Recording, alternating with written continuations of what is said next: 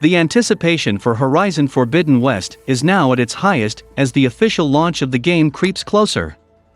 Fans are already teeming with excitement and calling in time off from work as we wait to get our hands on the latest entry of the post-apocalyptic saga. This is a video specifically dedicated for Horizon Forbidden West coverage. In this video, we are only discussing the events leading up to the Forbidden West, discussing lore, improvements from Horizon Zero Dawn to Forbidden West, the world, tribes, machines, combat, traversal, and most importantly Aloy's evolution. The Horizon Forbidden West reveal trailer footage begins with a look at the world, and how it has changed since the events of the first game. It starts hopeful, showing new life, though things start to turn for the worse with a large storm brewing in the background as well as shots of familiar places from the first game. Lance Reddick's character Silence is also shown with what appears to be a new tribe subduing machines to some end. It wouldn't be a Horizon game without machine animals, and the trailer shows off plenty of them, including new corrupted machines as well. Players see new flying-like creatures reminiscent of pterodactyls. There's hulking machines that look like woolly mammoths, underwater creatures, and rideable mounts as well. It'll be interesting to see how the machine life and wildlife continues to interact with one another in this changing world. Through the trailer, Aloy continues to mention a quest she's on to stop some sort of event from happening, threatening to undo all of the good that has been done. One scene in particular shows tribal farmers pulling up vegetables that have been turned to ash. In the background looms massive storm clouds, red lightning, and a forming tornado. To support that quest, Guerrilla Games has given Aloy a few more tools to play with based on a few hints in the cinematic. Players see Aloy climbing tall peaks, perhaps confirming the speculation that Guerrilla given players a bit more freedom in how they move through the world. In addition, Aloy is shown swimming under the water using a breathing device, and coming up to a sunken temple. Naturally, numerous Snapmaw machines can be seen swimming nearby. In terms of gameplay, Horizon Forbidden West features dozens of new machines in addition to a few returning ones as well. Aloy will come across numerous different tribes in the game, some that are peaceful and others that won't take too kindly to seeing a stranger in their territory. One such hostile tribe has figured out how to override machines, and has utilized them as war beasts in combat. Many of these war beasts are also decked out with combat enhancements, making them even tougher to take down. Video game sequels always tend to up the ante in major ways, moving from the original to the latest iteration. We have seen it with games like God of War, Assassin's Creed 2, Uncharted 2, or more recently The Last of Us 2. Just from the trailer alone, the game gives off the impression that the scale and scope of Forbidden West clearly outmatches Horizon Zero Dawn's world in a big way. What's more interesting comes from the most recent developer commentary on the reveal trailer provided by the game director Mathages de Jonge. There's a particular section of this behind-the-scenes commentary where the director states the open world of Horizon Forbidden West extends between Utah and the West Coast. Obviously not to scale, but that's still a huge amount of distance to encapsulate even in a horizontal straight line. Horizon's sequel could have a huge map in comparison to the first game, seemingly based on these words alone, but there's even more to it than that. Granted, Horizon Zero Dawn was not a small game by any means. Despite only taking place in a microscopic version of the regions between Colorado, Utah, and Wyoming, the game still covered around 40 square miles and several unique regions. While the gameplay often borrowed from other open-world contemporaries that inspired it, Horizon Zero Dawn's setting and world building was uniquely all its own. Post-apocalyptic America, along with these curious animalistic machines roaming the world, was an interesting premise rarely done on as huge a scale as Horizon Zero Dawn was able to accomplish. Zero Dawn's size was absolutely on par with its competitors, but for the sequel to be potentially more massive than the first game could be even more impressive. This may set it apart from other early next-gen games, especially considering what was shown during the announcement trailer, and Jonge's comments may hint towards how huge the map in Forbidden West may be. While the game director's comments on their own would have just seemed encouraging, taking them into context with the announcement trailer gives them more meaning. Based on the forests, swamps, deserts, mountains, oceans, plains, and various other biomes Aloy explores in the trailer, Horizon Forbidden West could seriously be much larger than its predecessor. That's not even counting the various different and unique machines occupying the West Coast area as well. From what can be gathered from the trailer, Aloy seems to explore locations in the Bay Area/San Francisco, mountain ranges in Utah, deserts in Nevada, and tons of other areas in between, both above and below sea level. Saying that's a lot of ground to cover would just be an understatement, and that's based on the trailer and a few gameplay footage alone. There was State of Play held last year for the gameplay reveal of Horizon Forbidden West, where we saw the gorgeous reveal of gameplay and mind-blowing graphics. Before that State of Play began, some of Horizon Forbidden West was already being shown off as part of the show's countdown presentation. Early environmental footage showed the game's new day and night cycle, as well as other interesting details. For the 5 hours leading up to the start of the Horizon Forbidden West State of Play event, a video has been running. That video shows multiple camera views, each a perspective looking into the world of Horizon Forbidden West. These cameras not only show different regions, but also the same regions at different times of the day. As such, players get to see what the world of Horizon Forbidden West looks like at dawn, noon, dusk, and midnight, which looked insanely beautiful. In one example, a large tower in the foreground stands apart from a metal devil in the background, with a settlement in between. The video of this Horizon Forbidden West region at dawn paints the area in golden hues, with deep shadows cast from the tower and mountain ridges. Cut to the same area at dusk and it glows red as daylight fades, with torches beginning to light up around the settlement. Finally, a late-night view shows the area in deep blue, dozens of orange torchlights and campfires spread through the valley. It's not a surprise that PlayStation and Horizon developer Guerrilla Games are choosing to highlight these environments leading up to the show.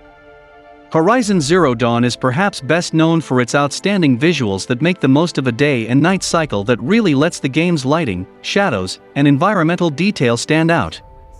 Horizon Forbidden West looks to continue delivering award-winning visuals.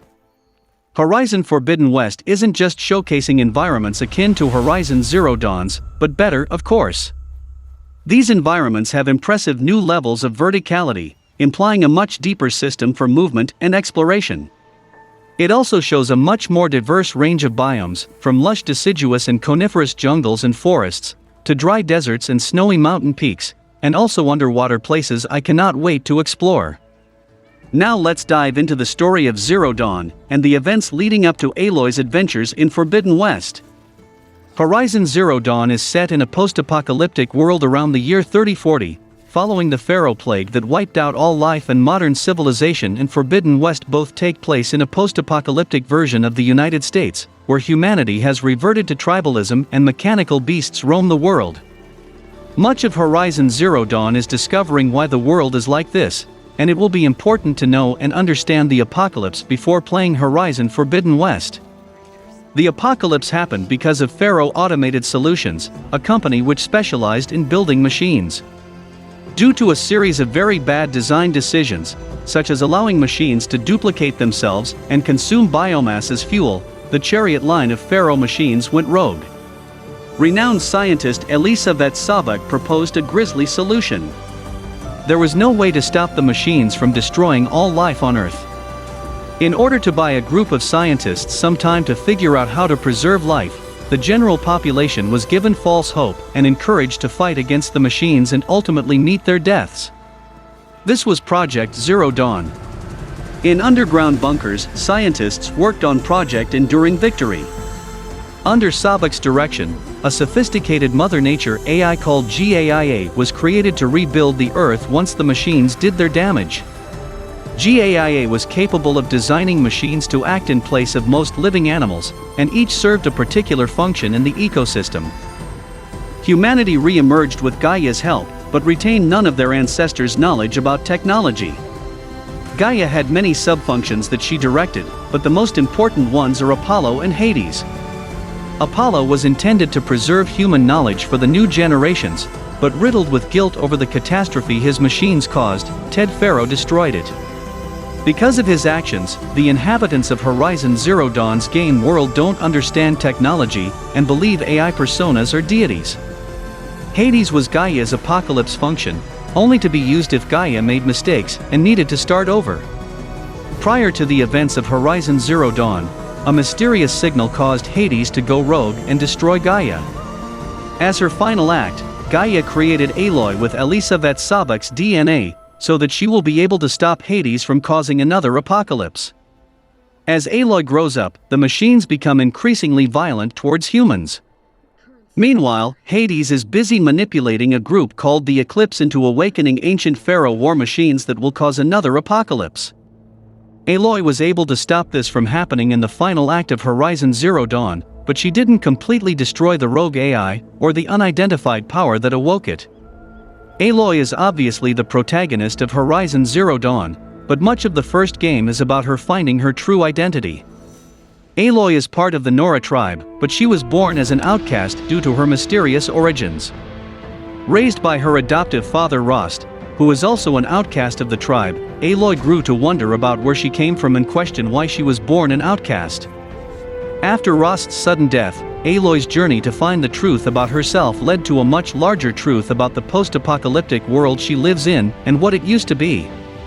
She discovered that she is actually a genetic clone of a scientist called Elizabeth Sabek, who headed projects Zero Dawn and Enduring Victory in response to the robot uprising. Because of this, she is the only one who can destroy Hades. The AI knows this, which is why it actively seeks her out. It's also why she was born an outcast. The Nora matriarchs believed her birth was a supernatural curse because she has no parents. When the story concludes, Aloy understands her place in the world and what it means to fight for the benefit of others rather than just herself. After Zero Dawn, it's implied that Aloy stays in or near Meridian, the capital of the Karja tribe and home to her closest friends and allies. Aloy doesn't have many close relationships in Horizon Zero Dawn, but the most important characters to know are Erend and Silence.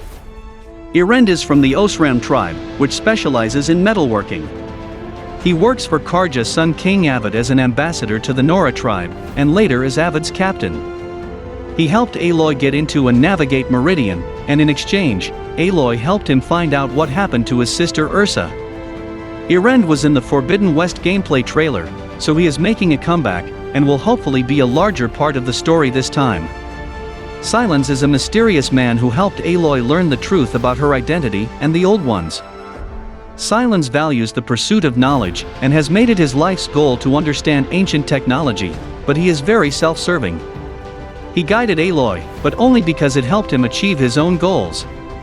Aloy never fully trusts him, and it looks like Silence could be the villain in Forbidden West. The end credits scene for Horizon Zero Dawn showed Silence capturing Hades and insisting that the AI teach him about its leaders.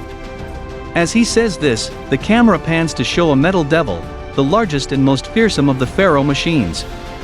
There is no Metal Devil boss fight in Horizon Zero Dawn, but players are desperately hoping Horizon Forbidden West will have one. There are a lot of directions Horizon Forbidden West could take, but the main takeaway is that Hades hasn't been destroyed and isn't finished. Silence is up to no good, and the machines are out of control. Aloy says in the reveal trailer that this mission is hers alone, implying that her unique identity and abilities will play a role again. Aloy will likely uncover tons of new secrets in the Forbidden West, but most of them should build on what was established in Horizon Zero Dawn. There are only a couple of clues that hinted when Horizon Forbidden West could take place. The first is Aloy's voiceover in the trailer. She says that the Old Ones, meaning modern civilization, was extinguished 1,000 years ago. Horizon Zero Dawn took place around 1,000 years after the fall of civilization, but Aloy isn't trying to be precise, so it doesn't reveal much. However, it does suggest that Horizon Forbidden West isn't taking place far in the future. Aloy also hasn't aged much in the trailer, further confirming that the games are close together. The second clue is the Horizon Zero Dawn comics. Aloy disappears the day after defeating Hades, which might suggest that she was already headed towards the Forbidden West, but that's actually not the case. Talana discovers her several weeks later and Aloy revealed that she was simply feeling restless. The rest of the comics follow Talana as she hunts down dark-armored machines, but with only 5 issues her journey isn't incredibly long. Because Talana is practically confirmed to appear in Horizon Forbidden West, it will have to take place after her short story has concluded. Finally, Silence may help determine how far apart the two games are. At the end of the game, presumably on the same day as Hades' destruction, Silence is seen capturing the AI and demanding to be introduced to its masters. In the Forbidden West trailer, Silence is clearly up to no good, and is likely to be putting whatever plan he has in motion. So again, Forbidden West isn't far away, but he also needs some time to get everything together before setting his plan in motion. Taking everything into account, it feels like Horizon Forbidden West could take place 6 months to a year after the conclusion of Horizon Zero Dawn. That gives enough time for Talana and Silence to do what they need to. Horizon Zero Dawn features a post-credits cutscene that shows Hades survived the attack from Aloy, and is now being held by Silence in some sort of cylindrical device. Silence briefly speaks to Hades in the cutscene, indicating the duo are far more involved than previously led on, and that Silence intends to learn more about the old ones. "Hello, old friend. Remember me?" Silence says to Hades. "We've still so much to discuss, so much you never revealed. Your master, for example. The ones who sent the signal that woke you. Knowledge has its rewards, don't you think? Well, let's begin." Silence acted as a guide and mentor for Aloy throughout Horizon Zero Dawn with the ultimate goal of learning as much as he can about the old ones. However, for a long time, it's not clear whether Silence can be trusted or not, and for good reason, because he was the founder of the cultist group Eclipse. Obsessed with learning about the old ones, Silence repairs Hades and teaches him about the new world, before manipulating the Shadow Karja into creating Eclipse to serve Hades, all in his pursuit of knowledge. Wherever the story goes in Horizon Forbidden West, Silence's mission is to find the ones that woke Hades up in the first place. Despite how brief the reveal was, the game kept hinting at a new threat to the world that Aloy needed to stop. In particular, it seems to be some kind of plague-like disease or infectious growth that's taking over plants and animals across the former American West Coast. Known only as the Red Blight, this vine-looking organism seems to infect and kill anything around it over time like a virus. There also seems to be a red storm that can be seen in the distance in some shots of the trailer, hinting at a force of destruction even greater than just a virus. In fact, there's several references of red throughout the whole trailer in reference to threats throughout the game world of Horizon Forbidden West. Along with the Tempest in the background and the red vines, there's also several bestial machines throughout the world that have red eyes and circuitry while some do not. Some of these machines even have those red vines growing on them, presumably tainting them with this red blight. There's also several enemy tribes that proudly display red tattoos and red clothing on their physical appearance, who can be seen attacking Aloy in the trailer. It's very possible that Silence may be the person who's unleashed this red blight along the coast, as he's clearly working with the tribe that attacks Aloy in the trailer. Silence and the tribesmen all seem to have equipped the same staff he had in Horizon Zero Dawn, capable of reprogramming the bestial machines to do their bidding.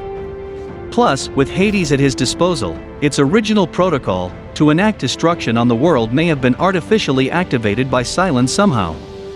Only now it seems Hades has enacted some kind of bio-threat, completely different from the Horus machines in Horizon lore. There was an incident that occurred thousands of years before Aloy's story called the Pharaoh Plague, that the actual use of the World Plague is metaphorical. The Pharaoh Plague or Swarm was the extinction event that wiped out all of humanity prior to the Zero Dawn initiative, but it was caused by rogue chariot machines that glitched and developed minds of their own. These machines are what led to the creation of the Zero Dawn project and the extinction of humanity, but it was the machines alone, not a bio-threat. The Forbidden West trailer seems to depict nature and machines infected by an organic plant-like being, subsequently destroying them. That's the biggest mystery so far, how this red blight is connected to Hades' protocol and Silence. It's clear these extinction-level events were orchestrated by Silence or Hades in some form, but how it was able to manifest into an organic being is curious. Silence may have gotten into contact with the true source of the rogue transmission that activated Hades remotely in Horizon Zero Dawn. If true, this organization's capabilities seem to exceed any of the tribes on Earth that Aloy has encountered, as in another trailer focused on the tribes of the Forbidden West, another powerful tribe was mentioned along with ones we saw already. We'll get to the tribes later. Having established a universe around the premise of humanity rebuilding itself following the fall of civilization, Guerrilla Games left aspects of the backstory surrounding these events within audio logs and date entries, which are crucial to the lore, and every gamer should read and observe those. What's more, upon the conclusion of Aloy's coming-of-age origin story, a lot of the answers that were placed on the metaphorical table actually opened the door to even more questions. One of the most obvious secrets surrounding the Old Ones that's been teased several times by Guerrilla Games already is the identity of the person or thing that keeps trying to eradicate all organic life on Earth. As of the conclusion of Horizon Zero Dawn, there have now been at least 2 known instances when off-screen forces have made a play for the end of the world, with this endgame in mind. Considering the first of these occurred 1,000 years before the events of Aloy's life, during the reign of the first human civilization, it stands to reason that the pair might not only be connected, but that whatever is causing the catastrophes could potentially be from that time period as well. From what's been established in universe from a lore perspective, it's known that the civilization of the Old Ones was in complete disarray in the final years of their existence, long before the killer robots actually went rogue. Between widespread unemployment, unstoppable climate change, countless wars, and corporate monopolies, the advanced human civilization that existed in 2064 was all but doomed to fall. What ultimately proved to be the final straw that broke the metaphorical camel's back, however, was the swarm of advanced self-replicating robots that gained free will. In the short span of just 15 months, the newly independent Faro Automated Solutions built robots were able to make the planet completely uninhabitable for organic organisms to survive by the year 2066. Collectively dubbed the Faro Plague, it's unclear though as to how the machines were able to experience their sentience-granting glitch, other than the fact that it's been established that the megacorporation itself played no part in the process. That leaves the door suspiciously adjacent for Guerrilla Games to establish an antagonistic big bad for Aloy to face in a dramatic conclusion to her story, be it another sentient artificial intelligence, or a group of people frozen in stasis who have been silently pulling the strings since the time of the Old Ones. How the Faro robots were able to gain free will before their planet-destroying quest is only the first of a long list of Old Ones-themed lore secrets that populate the Horizon timeline. One of the most significant pieces of their history in particular that's endured into the present-day 31st century remains a mystery despite having already proven to be both a source of support and hindrance to Aloy. Created by Dr. Elisabeth Sobek, the titular Project Zero Dawn found at the core of the first game was developed in the twilight months of the Old Ones society, as a failsafe intended to restore the planet once the biomass-consuming machines had been deactivated by the same program. Project Zero Dawn was designed as a terraforming system capable of restoring the Earth to its former glory, a function that it ultimately and succeeded in achieving in a grossly unfortunate way. Featuring a global network of bunkers capable of cloning organisms, the entire process was overseen by the benevolent GAIA artificial intelligence, appropriately named after ancient Greece's mythical Mother Nature-like deity. Even though the supercomputer was able to complete its task and populate the planet with animals and a tribal human society, plenty of questions still remain regarding the specific function and future of 7 of its named functions. That's because, following the transmission of an unknown signal from another yet-to-be-explored source, Gaia's components gained independence. An event that notably mirrors the original robot outbreak. There are many artificial intelligences in the world of Horizon aside from Gaia, such as Hades, the franchise's primary robo-apocalypse-loving antagonist, and Hephaestus, the robot builder. But there are many more in existence that could be expounded upon, such as many of Gaia's subordinate functions.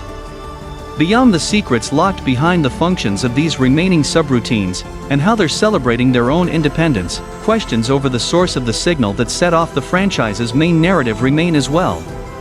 With several initiatives of the Old Ones having reared their heads already, there's a chance that more are waiting in the wings alongside some benevolent faction of their society that's endured since the 21st century.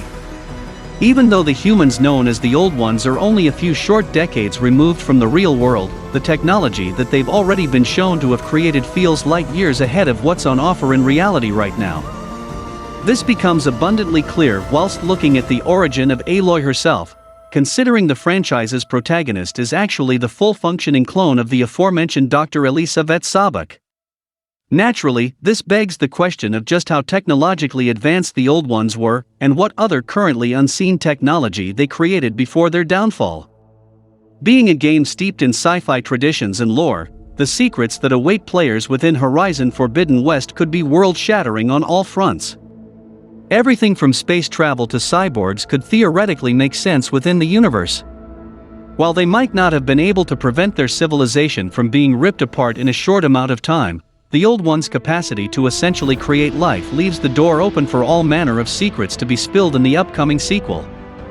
With the ability to freeze humans in stasis for hundreds of years having already been teased by Guerrilla Games several times already, there's every possibility that some of the old ones might feature directly in Horizon Forbidden West to reveal these firsthand. Having created the robots that continue to ravage the landscape, it seems suspicious that Ted Faro's current whereabouts were left open-ended during his holographic attempts to bury the evidence of his wrongdoing during the first game, as one example. During last year's State of Play event, Sony and Guerrilla Games revealed 14 minutes of gameplay from Horizon Forbidden West. There were a ton of exciting elements revealed, including some amazing new combat and traversal tools Aloy will have at her disposal, but the biggest narrative reveal was a bit unexpected. The gameplay trailer began with Aloy assisting a fallen Osram man and asking for her friend Erend. That name should be familiar to anyone who has played Horizon Zero Dawn. Erend was one of the major characters in the first game. In such a drastically different landscape, it's nice to know that Aloy will have some familiar faces by her side. But in Erend's case, his appearance in Horizon Forbidden West could be a major part of the story. At the conclusion of Horizon Zero Dawn, Erend was one of the allies that helped her take down the final Deathbringer in Meridian. It's pretty clear that Erend stayed in the city afterward. He was promoted to be the captain of Sun King Avid's vanguard in place of his late sister Ursa, so he probably wasn't able to take a lot of time off for adventuring with Aloy. It's clear in the gameplay trailer that Erend and Aloy have been working together, to the point that Aloy sent him out to find a mysterious piece of technology that will help her on her quest. Aloy isn't the type to stay in one place if she can help it, but this does imply that she stayed in Meridian after the events of Horizon Zero Dawn rather than returning to the Nora Sacred Lands. At the very least, she used Meridian as her home base and kept her friends close. In addition to Erend, that means it's likely she stayed close with her other Meridian-based friends including Avid and Talana.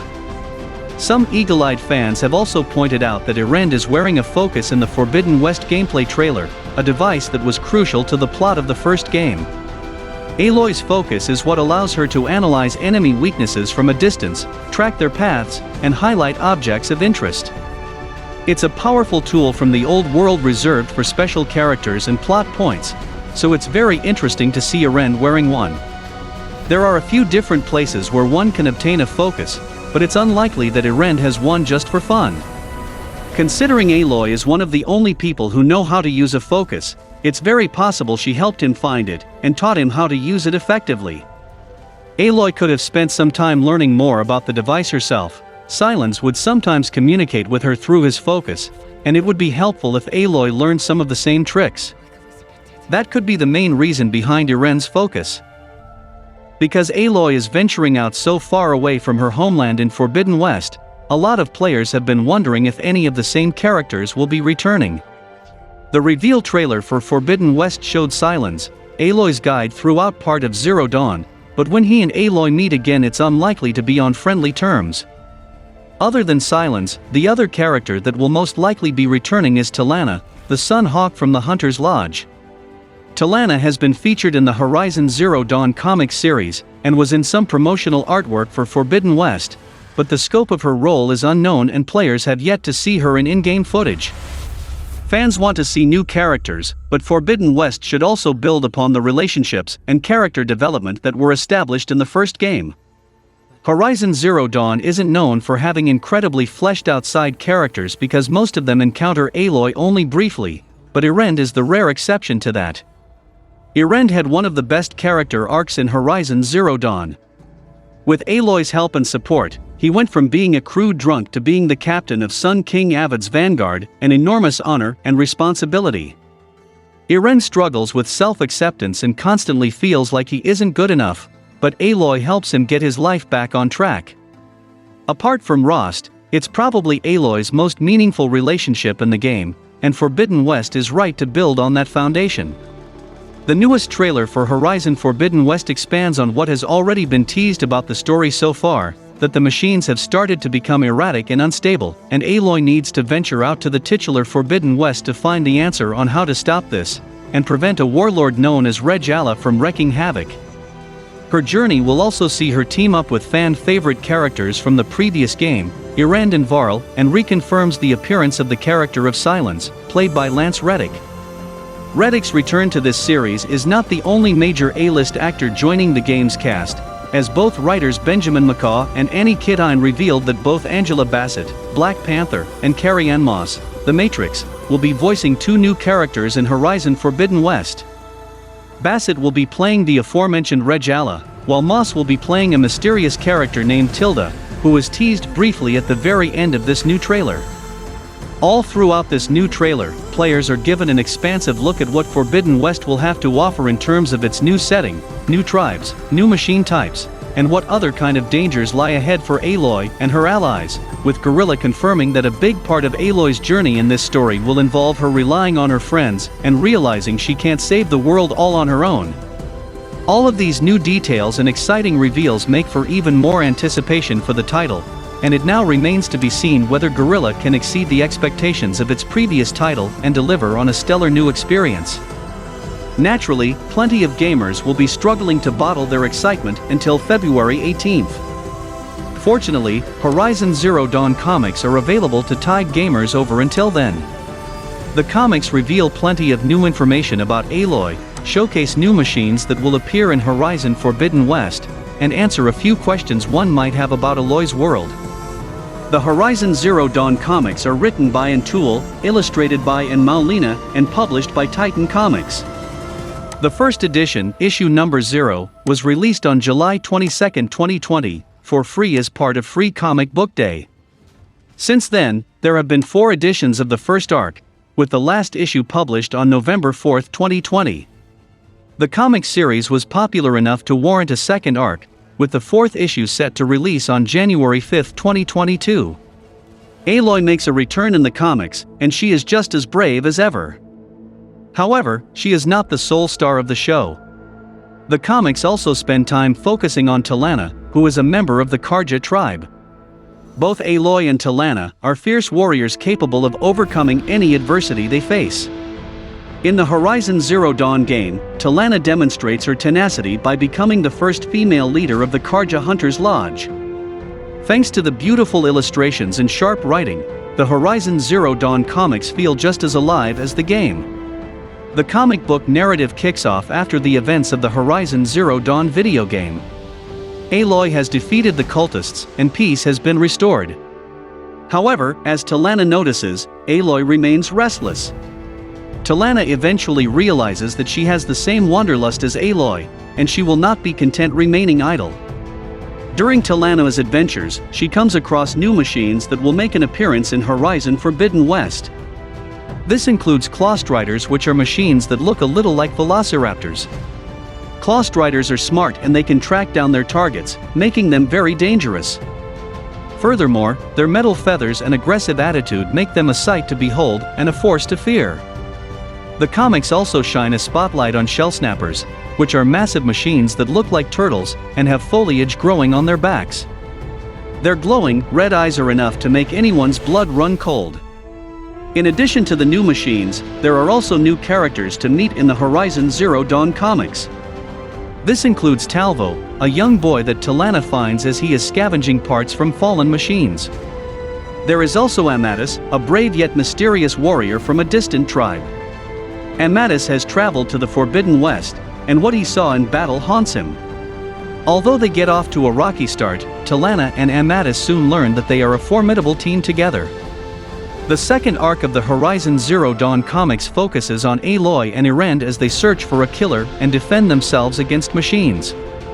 It is a must-read for fans of the series, as Erend goes into detail about Meridian's history and the death of the Karja Vanguard captain, who happens to be his sister. Horizon Zero Dawn comics offers an experience that both complements and expands on the games it is inspired by. For more Aloy action and a preview of some of the machines of Horizon Forbidden West, look further to the Horizon Zero Dawn comics. Horizon Forbidden West's gameplay showcase gave a lot of new insight into how combat and traversal elements have been improved upon. While everything stays true to the original feeling of Horizon Zero Dawn, Horizon Forbidden West has obviously expanded upon and improved many of the systems, including climbing and melee combat.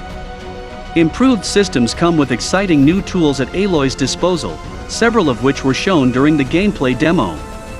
The developer didn't hold back in the gameplay trailer though, and there's a ton to unpack now that fresh details about the game have finally been released.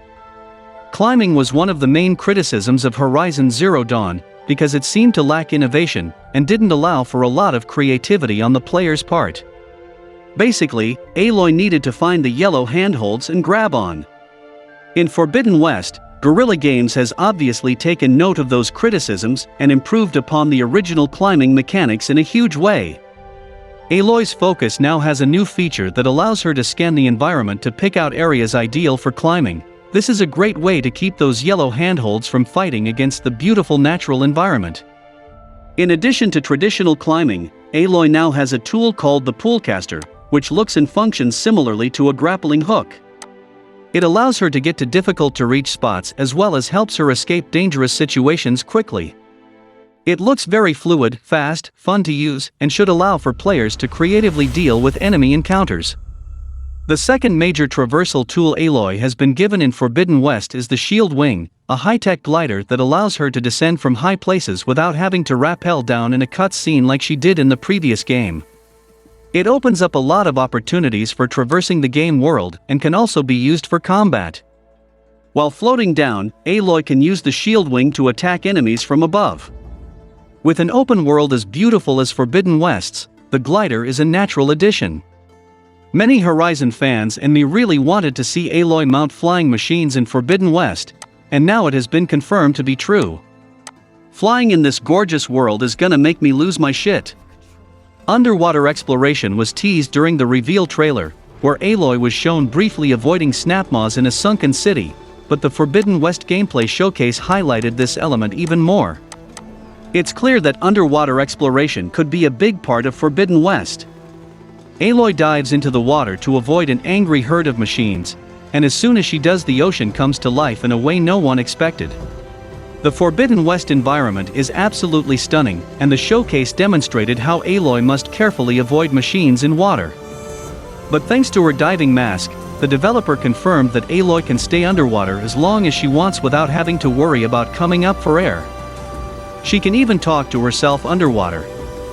This would seem to confirm that underwater exploration will have a major role in Forbidden West rather than just be a passing attraction, and just looking at the stunning visuals, it's hard to imagine why anyone wouldn't take Guerrilla up on that opportunity. Sunken cities are something Aloy could never have explored in the landlocked Horizon Zero Dawn map, but the Pacific Coast location opens up a ton of new possibilities.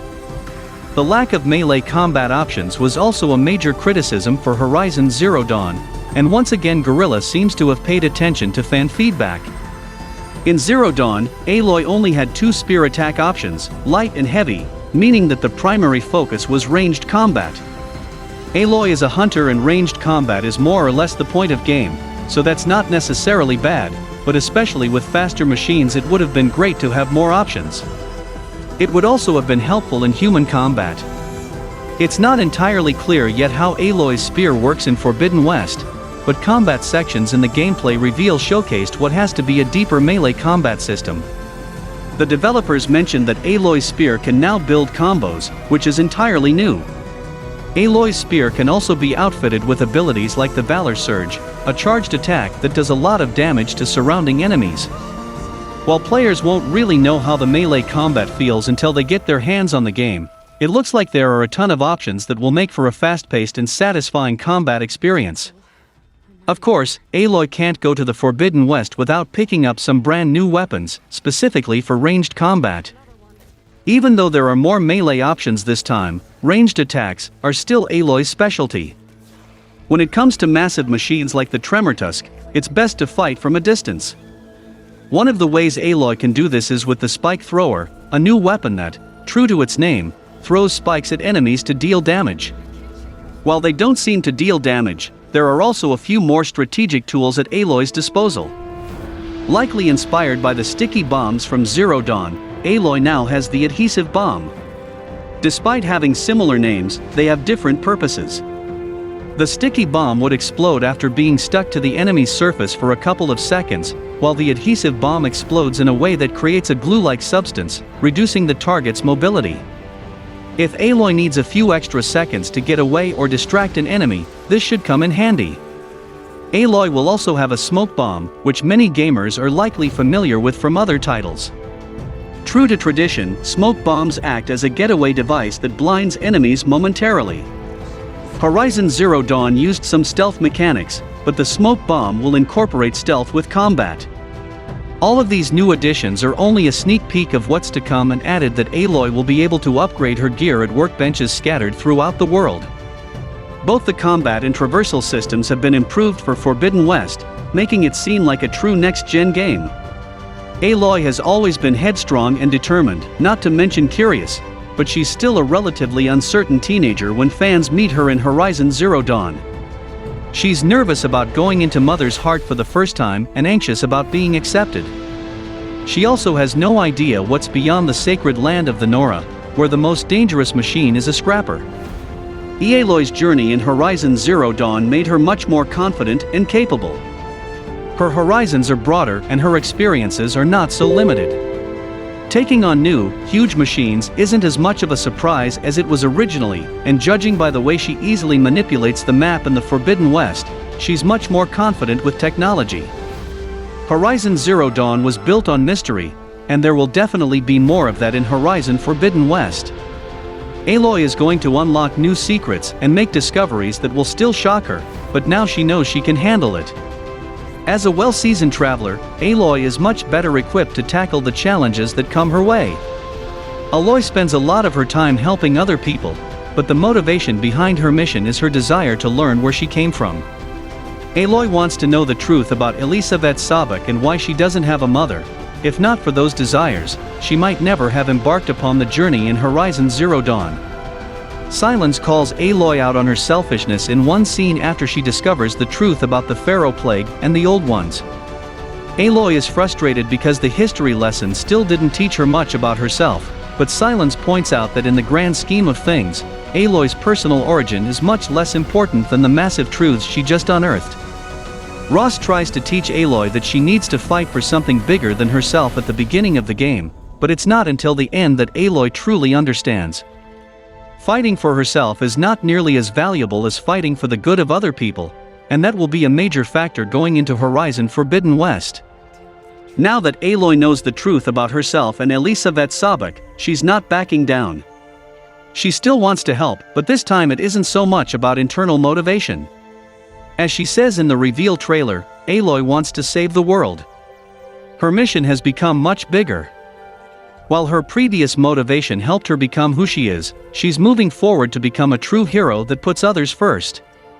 One of the major criticisms of Horizon Zero Dawn was how alone Aloy was for the majority of the game. There weren't many characters that Aloy had a strong relationship with, and she spent most of the game traveling alone and talking to herself. Based on what's been shown in the gameplay demo, it looks like Aloy will have companions more often. In Horizon Zero Dawn, Aloy's companions were mostly limited to side quests. In Forbidden West, it seems like some characters will be woven more deeply into the main plot. It may be a little too soon to tell if Aloy will have more consistent companions in Horizon Forbidden West, but it definitely seems that way. Fans have asked for more meaningful relationships for Aloy, and bringing back characters like Erend is probably a good sign. Talana is also very likely to make an appearance, as well as Sun King Avid. Talana was stuck in the Hunter's Lodge side quests, and Avid never left his palace in Meridian, but hopefully, players will get to see more of both of them in Horizon Forbidden West. Silence will also be making a comeback, although he's not exactly a great companion, and there's sure to be some new faces as well. The Nora Brave has been featured in plenty of crossover events, from hunting monsters in Capcom's wildly popular Monster Hunter World, to dropping in and building structures in Fortnite. Just recently, Aloy was featured in Genshin Impact as a special guest character, with access to a bow and gaining cryo abilities. As Aloy slowly nears her return to her own franchise in Horizon Forbidden West, Guerrilla has given fans an update on how the popular PlayStation character has evolved. In a post on the PlayStation blog, Guerrilla community lead Bo DeVries and narrative director Ben McCaw open up about Aloy's journey from Horizon Zero Dawn to her upcoming game, both from a story perspective and also development as well. Multiple teams were assigned to Aloy to attempt to balance the familiar aspects while also continuing to push the character forward. While a part of that was already shown with the redone combat mechanics, Guerrilla focused on more technical aspects like the rigging, animation, audio, lighting, and more to bring her to life on next gen. In addition to moves and abilities, the blog post also goes into how Aloy's look has evolved as well. Obviously, with access to the more powerful PS5 specs, Aloy has gone under a few visual enhancements, including more polygons to her character model. On a more technical level, Guerrilla has also been able to do more with every character in the game, including adding finer details like smoother contouring, the ability to add peach fuzz, and accurate materials expression. While the first Horizon game received some criticism for the way faces and expressions animated, Guerrilla has confirmed that the PS5 hardware has allowed the team to increase the number of skeletal joints in each character model. This in turn allows for much more realistic deformations and facial expressions, making them feel more credible and look more immersive than before. Guerrilla also notes that the PlayStation 4 version of Horizon Forbidden West has also been extensively tested. While it may not be able to boast the same visual push as its PS5 sibling, the team was able to find some unexplored resources to help push the character assets forward a bit from the first game. In Horizon Forbidden West, players will be able to select different outfits for protagonist Aloy, similar to Horizon Zero Dawn. However, in Horizon Forbidden West, outfits will have what Guerrilla describes as skills. These skills will augment Aloy's abilities in different ways. Further, DeVries explains that players in Horizon Forbidden West will be able to maximize skills through progression. This process happens through a new and improved skill tree, which DeVries decides not to elaborate further on at this point in time. Horizon Zero Dawn also has a skills tree, separated into 4 sections: Prowler, Brave, Forager, and Traveler, introduced in the Frozen Wilds expansion. Skills are gained by earning skill points through leveling up via fighting enemies and completing quests/activities. There's obviously a lot left to the imagination by DeVries' description. On one hand, they confirm that Horizon Forbidden West will feature a skill tree like in the original game. On the other hand, exactly what Guerrilla means by outfits having attached skills that can boost abilities is entirely unclear. For example, it could mean that certain outfits unlock entirely new abilities separate from the skill tree's skills, or it could mean altering skills from the skill tree so they're more powerful or offer different utility. Regardless of how outfit skills work, it's a much more intriguing system than what was in Horizon Zero Dawn on paper. Horizon Zero Dawn outfits offered up different resistances, including separate ranged and melee attack defenses, as well as defense against fire, ice, shock, and corruption. Outfits also influence a player's stealth. It's possible Horizon Forbidden West's outfits will have these stats in addition to its skills, of course, but skills seem like much more involved of a mechanic. It just goes to show that Guerrilla is re-evaluating many of Horizon Zero Dawn's gameplay mechanics for the development of its sequel. It'll be exciting to see what other ways Guerrilla is working to make Horizon Forbidden West a more interesting, involved gameplay experience. In Horizon Zero Dawn, Aloy's outfit options are very straightforward. Generally, they serve a single purpose, which is granting Aloy resistance against one of the 6 damage types she faces: melee damage, ranged damage, fire, ice, shock, and corruption. Certain outfits can additionally increase Aloy's stealth, or provide her with healing over time, but on the whole, Zero Dawn's outfits are purely focused on conditional protection. While that certainly makes them useful and worth collecting, their limited functionality also means outfits are far less exciting to collect than new weapons that introduce new ammo types. Horizon Forbidden West seemingly aims to change that by overhauling the impact that outfits have on the game.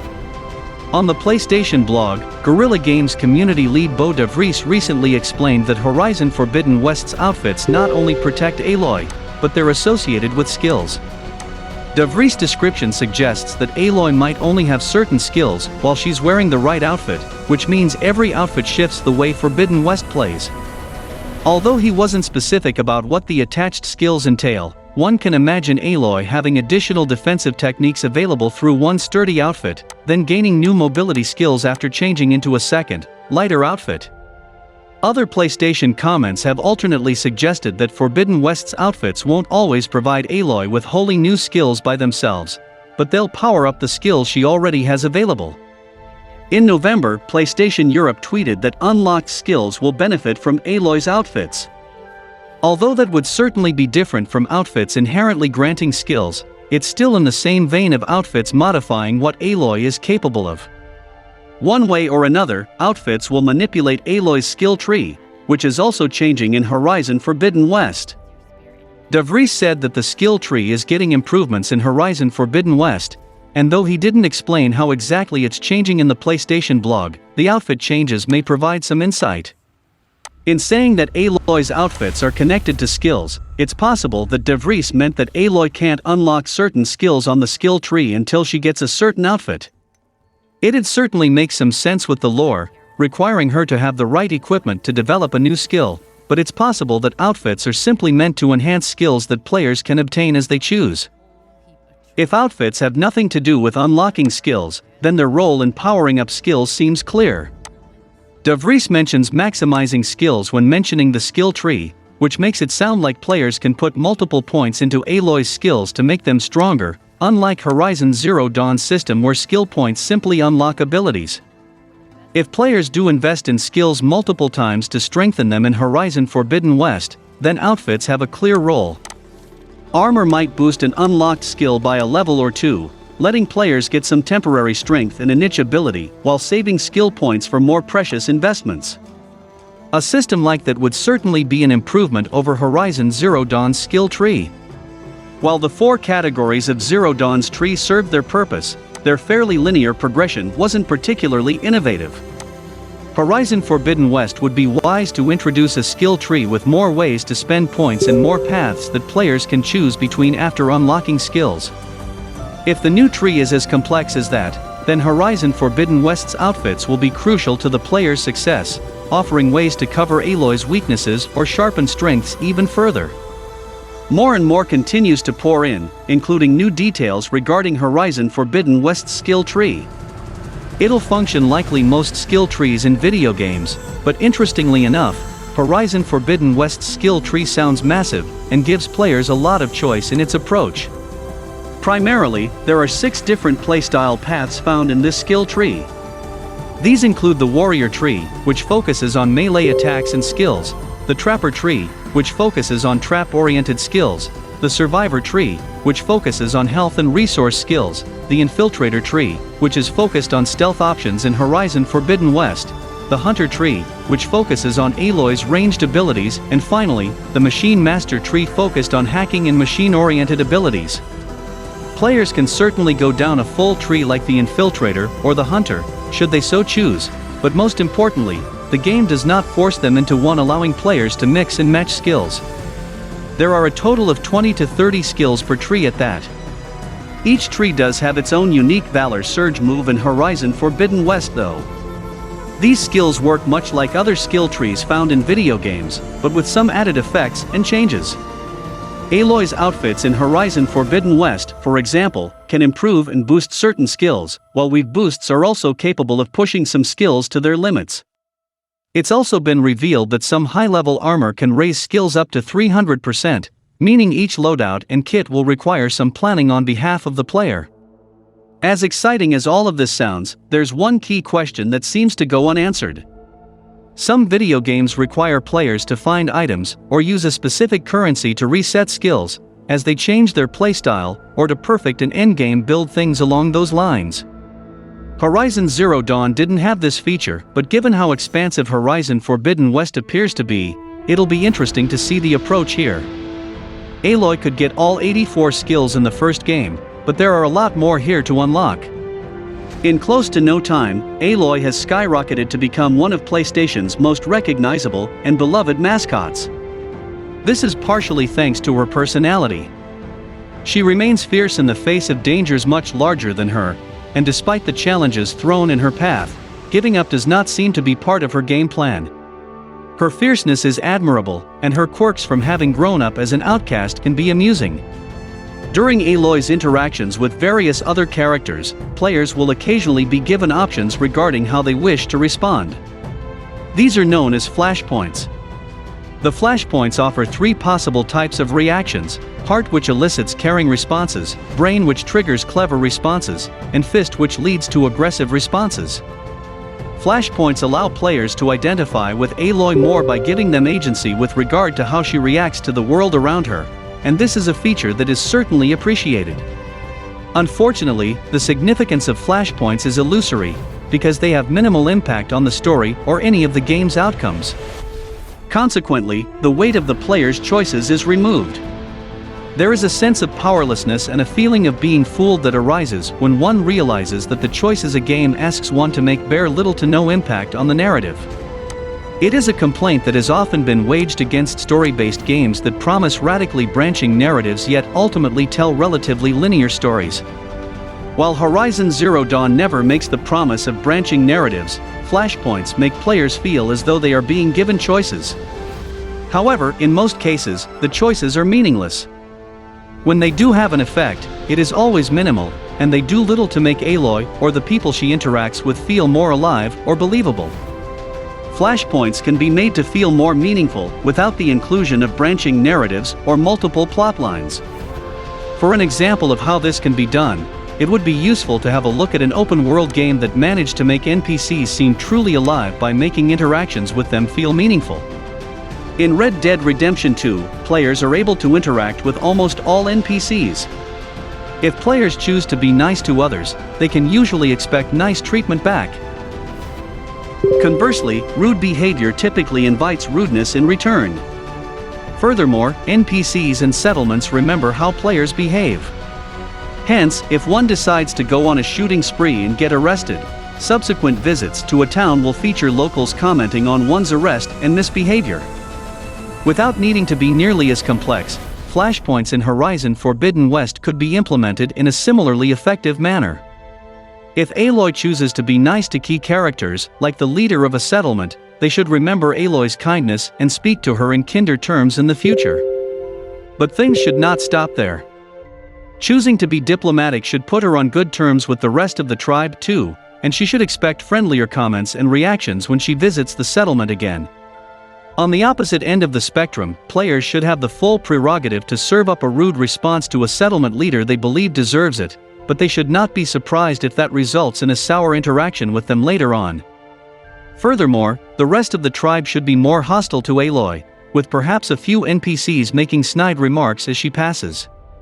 Such an implementation would go a long way to making settlements and NPCs feel more dynamic and believable, while allowing flashpoints to be used to their full potential.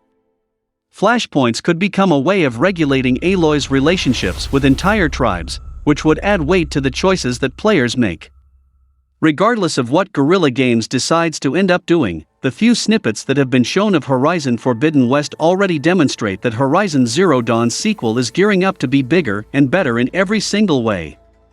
Hopefully, flashpoints are one gameplay mechanic that gets a good rehaul, and they have dedicated an entire team for the tribes of the Forbidden West alone. Fans of Horizon Forbidden West have been getting regular updates on the game as its release date creeps closer.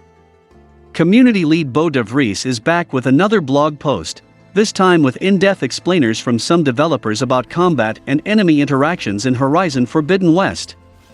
The beginning of the new blog post focuses on Aloy's stealth combat. Guerrilla Games intends on bringing more fluidity and versatility to all of Aloy's combat decisions and associated animations. Her new combat abilities are intended to add another layer to Aloy's story and development, according to Richard Oud, gameplay animation director for Horizon Forbidden West.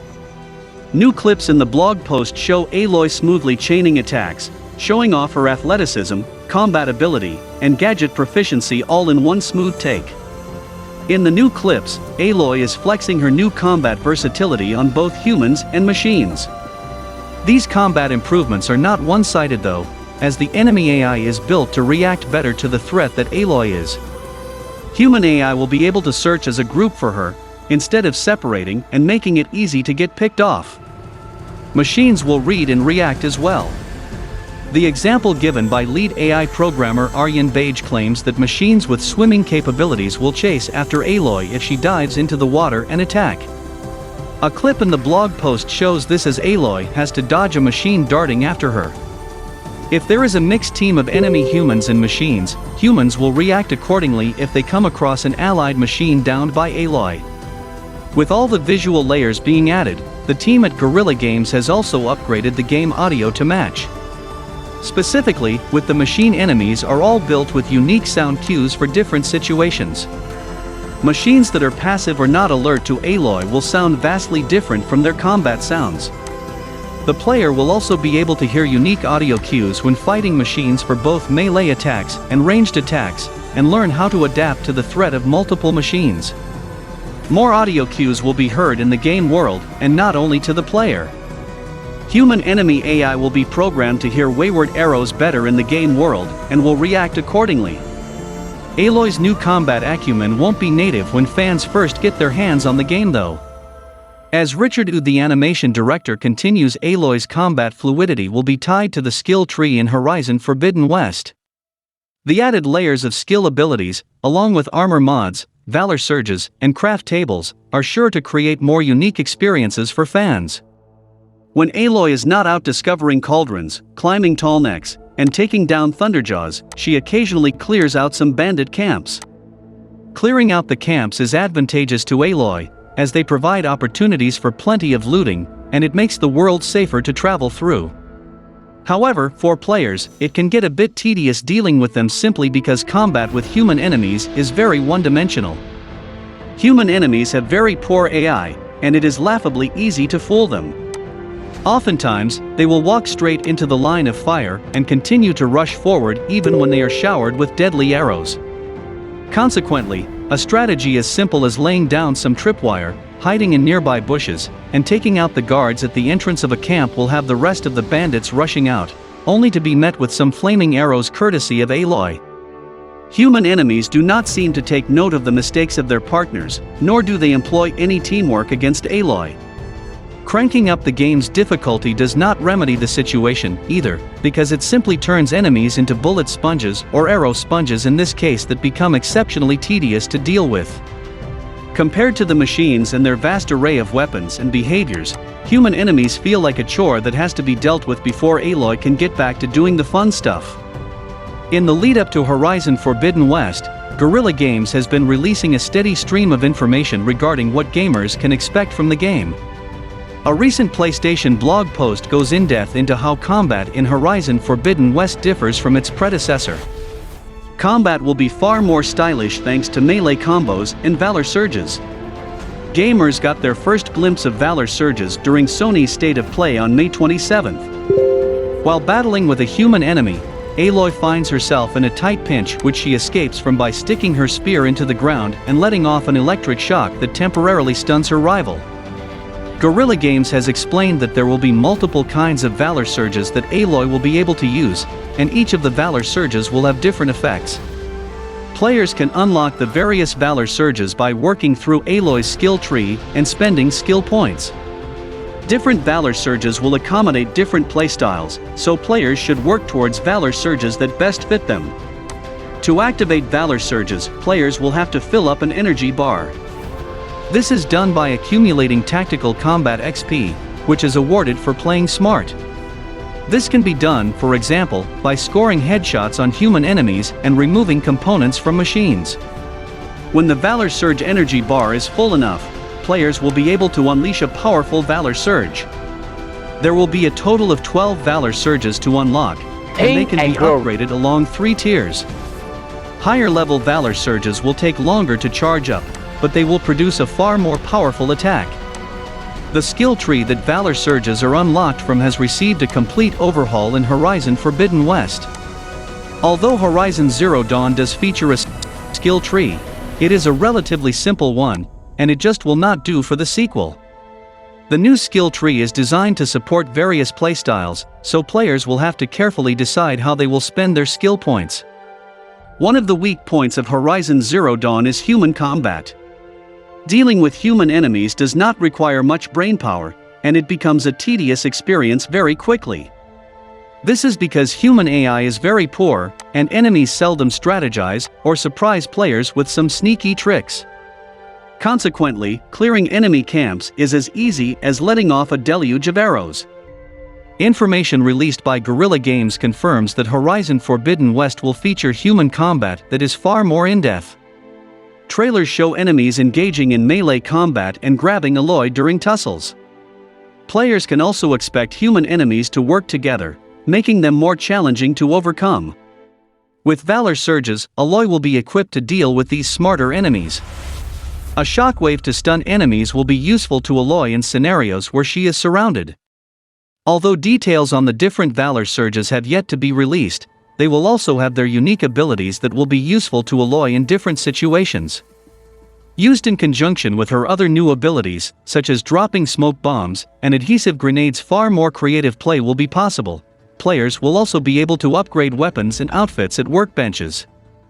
Horizon Forbidden West will also accommodate for varying playstyles, allowing gamers to try out different strategies when dealing with enemies. Whether players choose to stealth their way through combat or prefer running into danger head-on, with the right tactics either approach is viable. Interestingly, Guerrilla Games has improved the AI of enemies. Foes will be able to jump, climb, and better navigate the terrain. When dealing with humans, Aloy will have to think on her toes. Human enemies will be able to detect disturbances and begin searching for Aloy. When they think that there is an invader in their midst, they will team up and work together to find the source of a disturbance. The behavior of human enemies will vary according to what tribes Aloy is up against, as they are molded to behave a little like animals. Enemies in the champion class, for instance, will circle their target confidently without breaking eye contact, a little like how a wolf stalks its prey. On the other hand, rebel soldier enemies are wild and animalistic, and they gain confidence when they are in large groups. This might remind players of how a hyena acts. By the sounds of things, the boring human enemies of Horizon Zero Dawn are gone, and have been replaced by far craftier rivals. The variety of human enemies and their distinct behaviors will require players to learn how different human enemy types work, and what strategies are best to deal with them. Smarter AI also means that simplistic strategies probably will not work, and a little more thinking will be necessary. These changes are all welcome, and they will go a long way to making human combat encounters as thrilling as battles with machines are.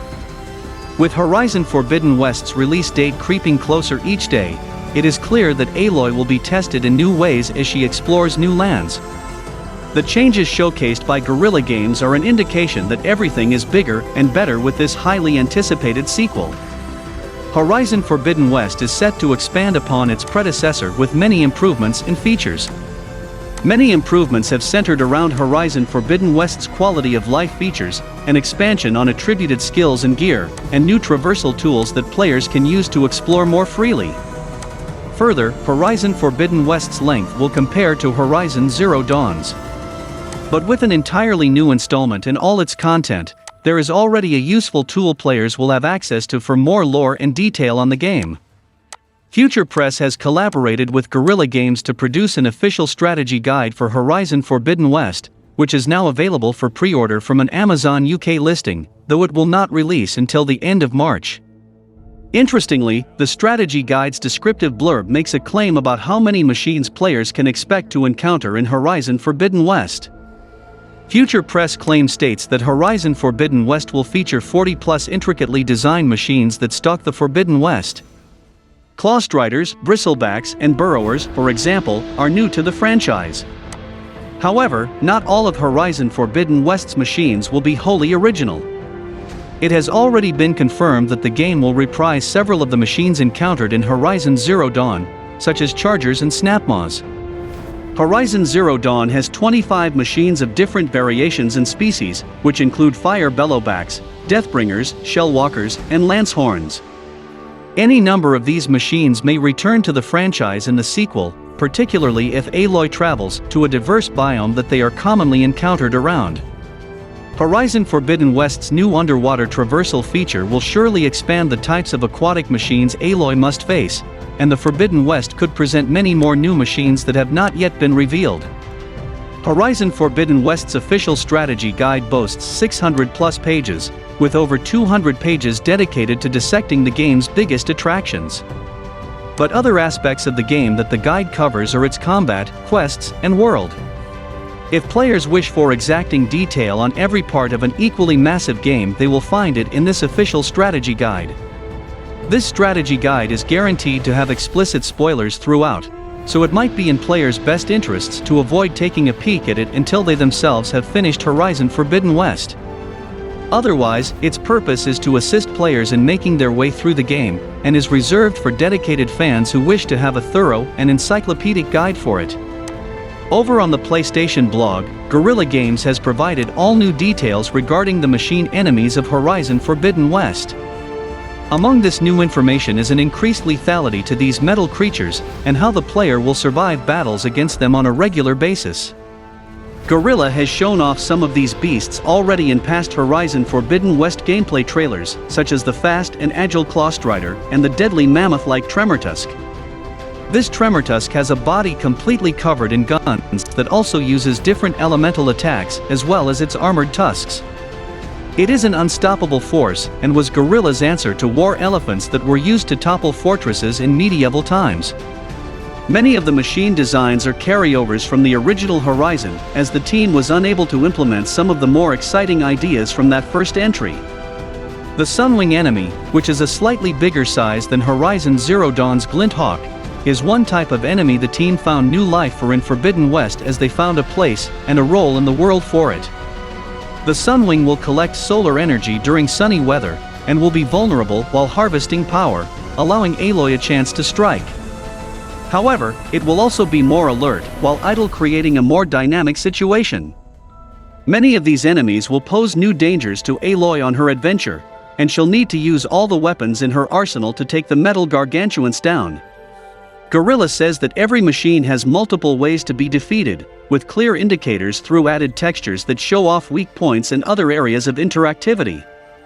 Aloy's movements have also been given an upgrade to further allow her to take on these beasts more efficiently through new mobility changes while jumping, swimming, or clinging to surfaces, as well as Aloy's ability to survey and plan an encounter before engaging, as well as her ability to escape if things don't go as planned.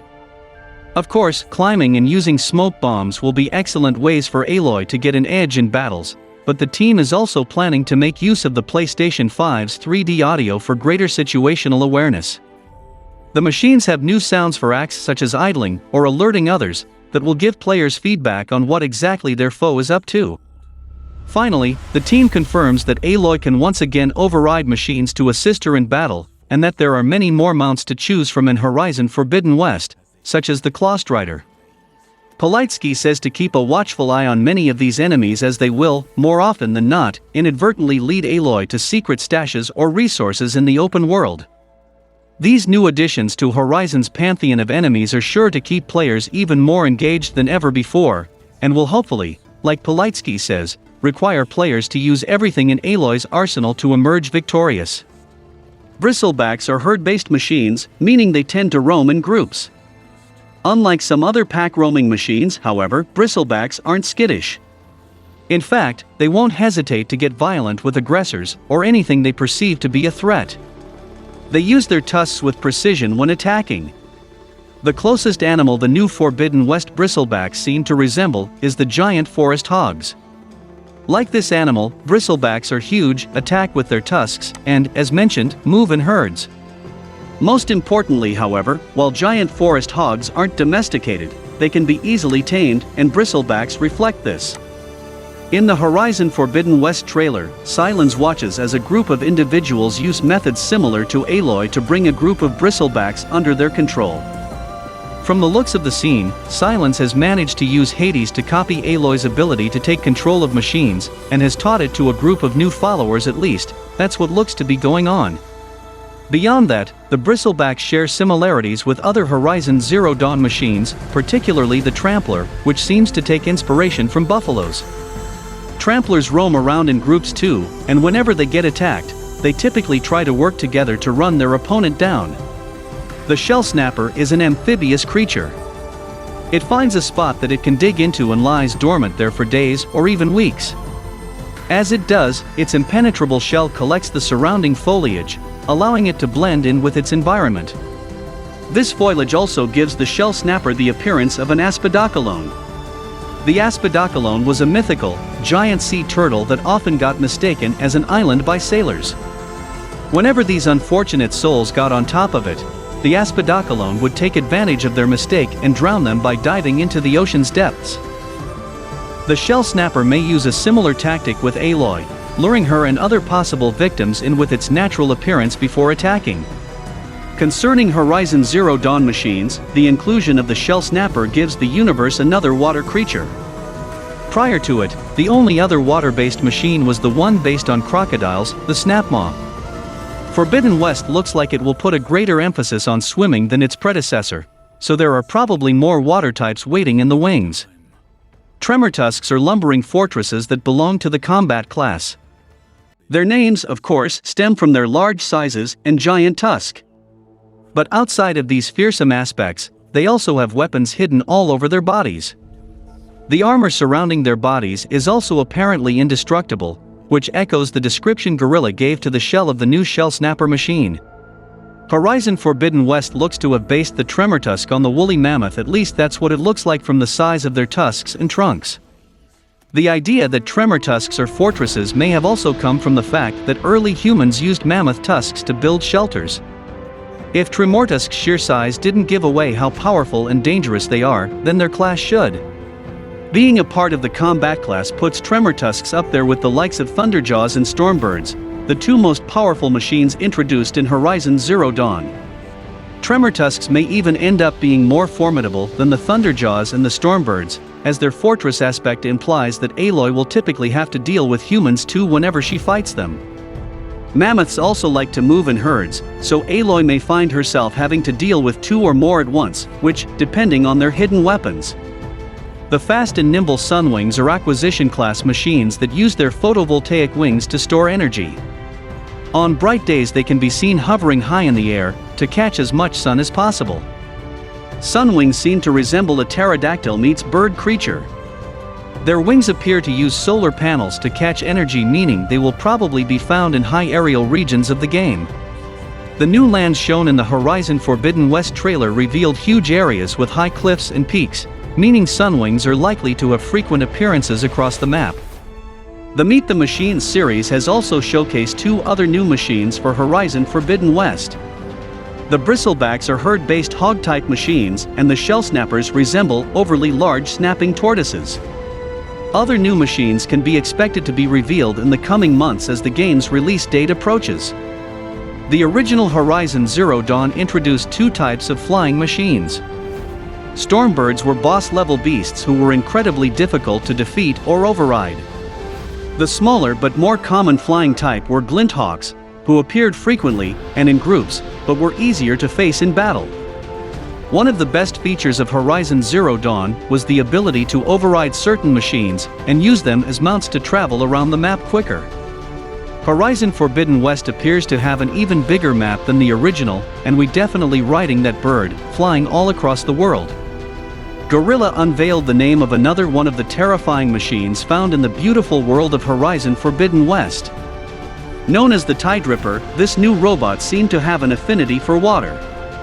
According to the note from the developer, it was an acquisition machine constructed to filter sediment to find valuable materials. However, the developer cautioned that the creature was equally efficient as a predator, revealing that it was dangerous on land and in water. In addition to this new detailed description, the developer of Horizon Forbidden West included a short video showing the machine in action. Based on the footage, the monster appeared to have powerful jaws filled with razor-sharp teeth. Furthermore, it had a streamlined body perfect for cutting through the water to reach targets quickly. This was illustrated in the video as it darted at Aloy, narrowly missing its attack. Many of the new machines in Horizon Forbidden West are strange and ambitious, from the menacing snake-like Slitherfang to the mobile heavyweight rollerbacks. Guerrilla seems to be pushing the limits of machines in the world of Horizon Forbidden West, which bodes well for the game's combat. One machine that stands out in particular is the Clamberjaw.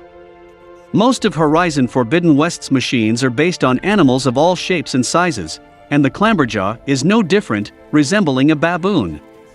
There's no ape machine in the Horizon universe, so the Clamberjaw is a welcome addition, but players should be wary of this machine in advance.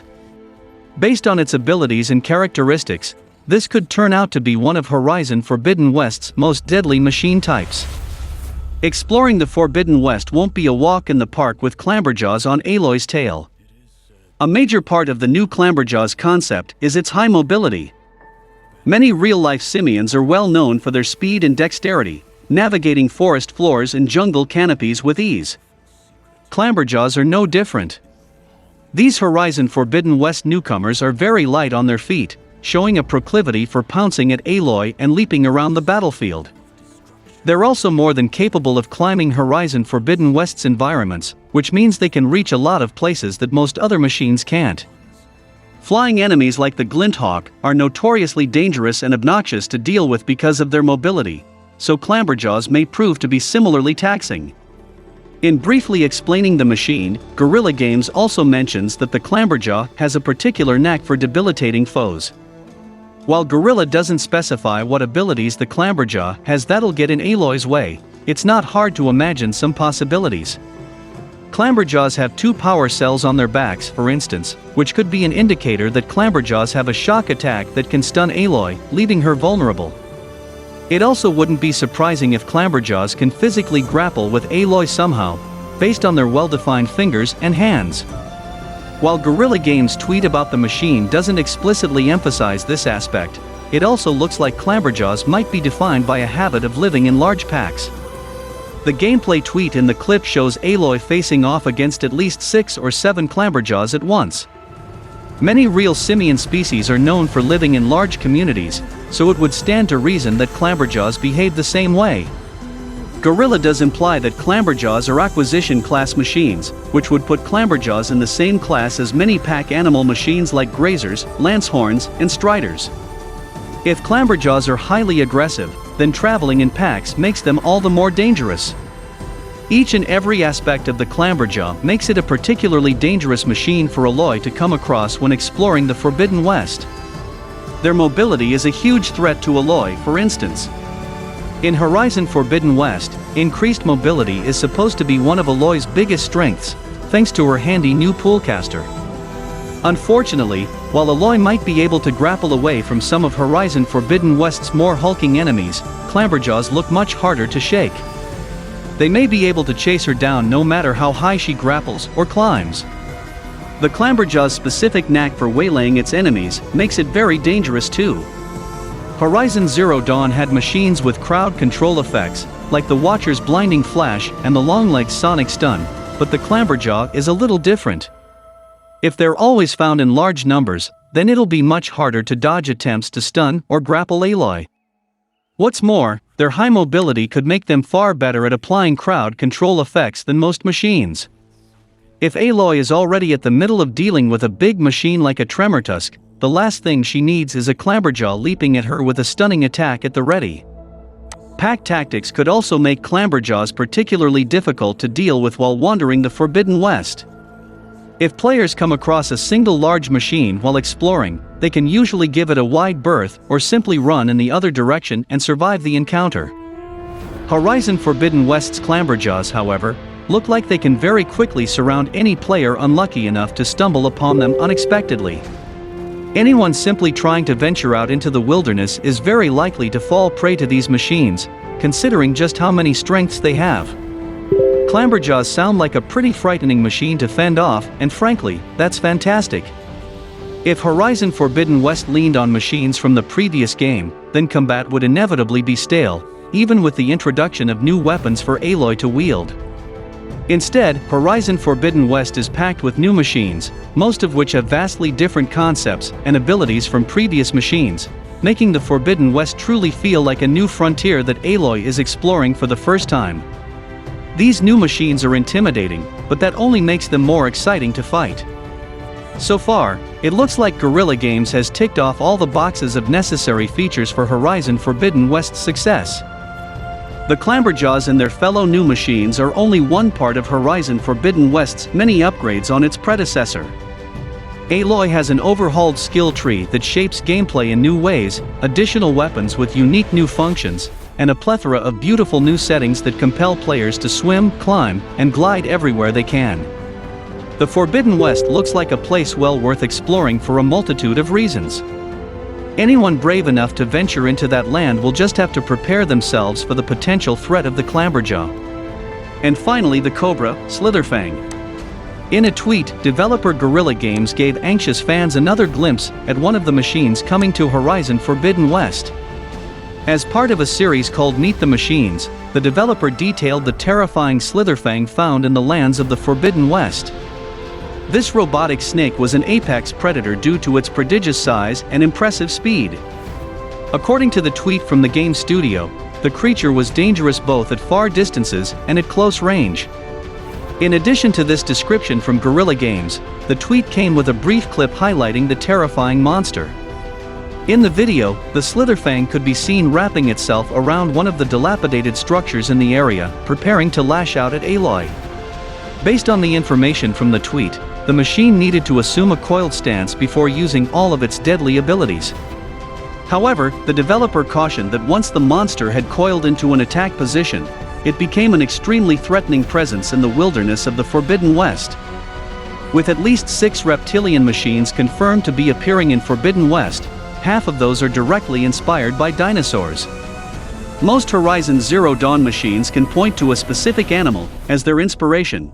For example, the Sawtooth resembles a tiger and the Corruptor looks a lot like a scorpion. There are actually very few machines in Horizon Zero Dawn that were inspired by dinosaurs. Most were actually inspired by mammals, but that didn't stop Horizon Zero Dawn from earning a reputation as an RPG where players fight robot dinosaurs. It's half true, with Thunderjaws being vaguely similar to a Tyrannosaurus Rex and Watchers somewhat resembling small theropod dinosaurs, but Forbidden West's dinosaur inspiration is much clearer. It seems like Forbidden West has taken that association in stride by giving players some actual robotic dinosaurs to battle among some more current reptiles. The location for Forbidden West also makes a lot of sense when it comes to the reptilian emphasis. Horizon Forbidden West takes place on the west coast of the former United States, so Aloy will be spending a lot of time near the ocean or other bodies of water. A lot of reptiles typically live near bodies of water, such as alligators, snakes, and lizards, so that could be a reason why there are more of these types of machines. It's a different environment, and different environments require different machines with unique contributions to the ecosystem. Horizon Forbidden West will let players ride machines like in Horizon Zero Dawn, but the sequel should let players customize their mounts. Customizing mounts would be about more than increasing the value of the mounts themselves. It'd also give Horizon Forbidden West players a new objective to pursue. As many interesting collectibles as Horizon Zero Dawn had, Horizon Forbidden West would be wise to introduce some new ones that are unique to its setting, and mount mods seem like a great collectible to introduce. It's worth noting that certain Horizon Zero Dawn collectibles are a little region-specific anyhow, so equipment that tweaks mounts could take the place of items like Banuk figures that may not appear in the Forbidden West. So far, Horizon Forbidden West is served well by Guerrilla Games' eagerness to add new features to the franchise. The Poolcaster looks like an exciting tool for navigating and interacting with Aloy's environment, while Valor Surges operate as both valuable skill tree capstones and explosive additions to Horizon Forbidden West's combat. Hopefully Guerrilla Games has thought about how it can upgrade the mount system in the process of expanding Horizon Forbidden West. The system may have worked in Horizon Zero Dawn, but there's still ways to make mounts more appealing. If players can put a little personal touch on even the most fleeting mounts, then they'll feel much more encouraged to saddle up on the regular. The latest trailer for Horizon Forbidden West showcases the various tribes that Aloy will come across in her journey to the west, which includes both friendly and those who actively wish to stop the player's quest. Tribes of the Forbidden West sees some returning factions as well, such as the more militaristic Karja and the crafting-focused Osram tribes, which shouldn't be too surprising considering Erend has already been shown in previous footage. The trailer also highlights a couple of newer tribes inside of the Forbidden West. Located in an area known as Plainsong are the Utaro, who make their home on the blighted fields which current threatens to wipe out all life.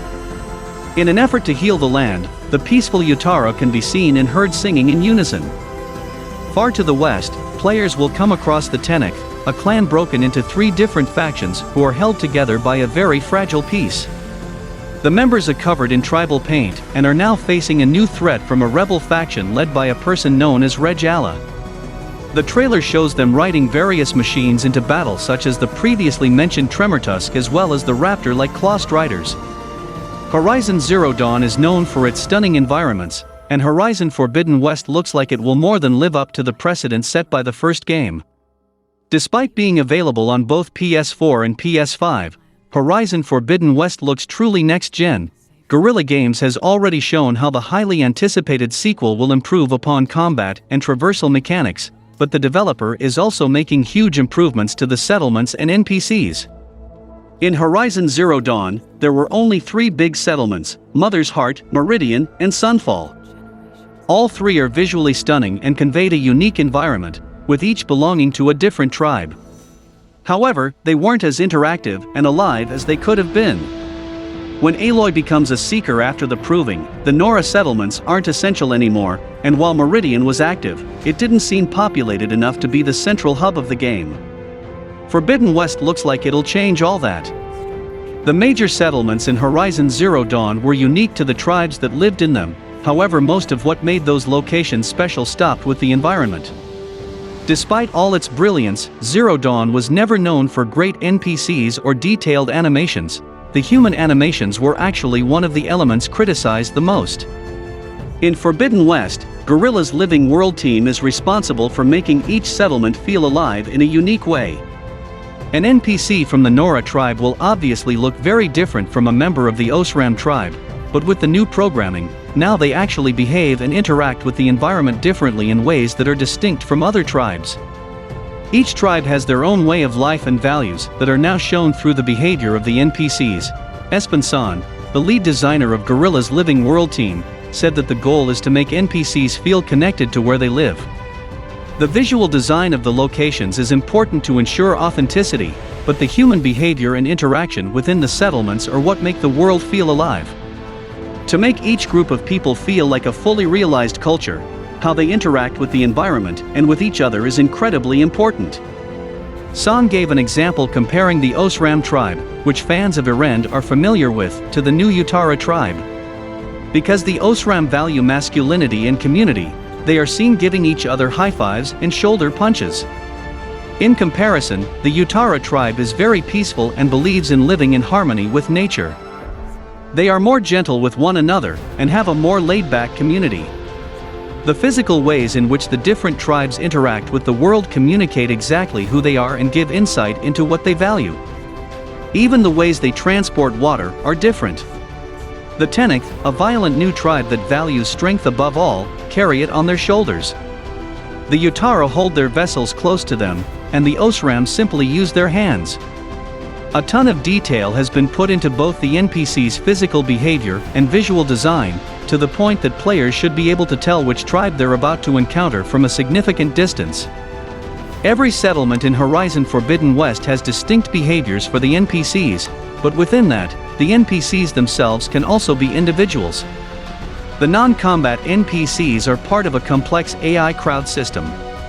The crowd system determines things like paths and reactions, but there's also an attitude system that runs even deeper. With the attitude system, NPCs can have individual personalities. Guerrilla is pushing the boundaries for how NPCs interact with their environments in an effort to make it feel more real and natural. NPCs will interact with everything around them, from objects on tables, to buildings, to other people. Horizon Zero Dawn was ambitious with its world building in other ways, but this increased focus on human interaction and settlements is exciting and adds another layer of depth to the already stunning world. Horizon Zero Dawn's many settlements were gorgeous to look at, but they weren't very interactive overall. Of course, there was always a merchant or two and NPCs to obtain side quests from, but other than that there wasn't anyone to interact with or fun activities to do. Meridian had several unique merchants specifically for the game's collectibles, but that was the only variety. In Horizon Forbidden West, the settlements are going to be more interesting to navigate in several ways. When Aloy encounters merchants in Horizon Zero Dawn, they're basically a one-stop shop. Aloy can buy outfits from them, weapons, potions, and whatever else she might need. In Forbidden West, however, this whole system has been diversified. Aloy will still need to check in with a merchant to obtain all the necessary tools for her adventure, but now the merchants are much more specialized. To start, there are stitchers for outfits, hunters for weapons, herbalists for potions, and cooks who provide health benefits. When each merchant is specialized, they'll likely have a lot more to offer in their specific category than a general merchant. This means there will probably be a lot of interesting new tools for Aloy to take advantage of. Adding to the diversity, the merchants are affected by the same NPC crowd systems that define the various tribes. While a Tenakth cook might prioritize nutritional value to make sure the warriors are prepared for battle, an Osram cook might care more about how the food tastes. Not every cook, or any other merchant for that matter, will be the same. A lot of the central hubs for the tribes haven't been revealed yet, but fans have gotten their first glimpse at Chainscape, which provides a little more insight into how these major locations might function. Chainscape is an Osram base that Aloy reaches early in the game. Because the Osram are comfortable and familiar to Aloy, Chainscape might parallel Meridian on a smaller scale. Specific details about Chainscape are few, but Espenson did confirm that there will be a central bar where Aloy can meet new characters. Hopefully, locations to socialize will be available in many different settlements. Social hubs will probably also serve as locations for Aloy to relax and challenge NPCs to a friendly game of Strike, the in-game board game. It also seems like Guerrilla Games is making sure that the new expansive region of the Forbidden West is both dense and packed with things to do. Naturally, players will be spending a good chunk of time hunting and fighting new machine enemies, including the hulking Tremortusk. However, the latest trailer for Horizon Forbidden West shows off a ton of side activities and challenges players can take part in, each offering a unique gameplay experience. For those who may want to take a break from smashing machine-like animals, Horizon Forbidden West has plenty of other activities players can participate in. The latest trailer, called Challenges of the Forbidden West, highlights settlements and some of the new gear and upgrades each one has on offer. The hunting grounds also make their return from the previous game, tasking Aloy with completing specific objectives against the location machine types. Old World ruins and machine cauldrons also return for those who want to explore and learn a bit more about the game's lore. Finally, salvage contracts can be obtained and allow players to hunt unique machines which will grant rare parts once defeated. Players who want even more combat, Horizon Forbidden West looks like it'll have plenty of options. The first is a melee pit which sees Aloy going up against other human fighters. The trailer also highlights Reg Ala outposts which can be taken over, or going up against patrolling groups of riders. The last thing shown off was a massive arena, which apparently pits Aloy against dangerous machines including the Viper-like Slitherfang.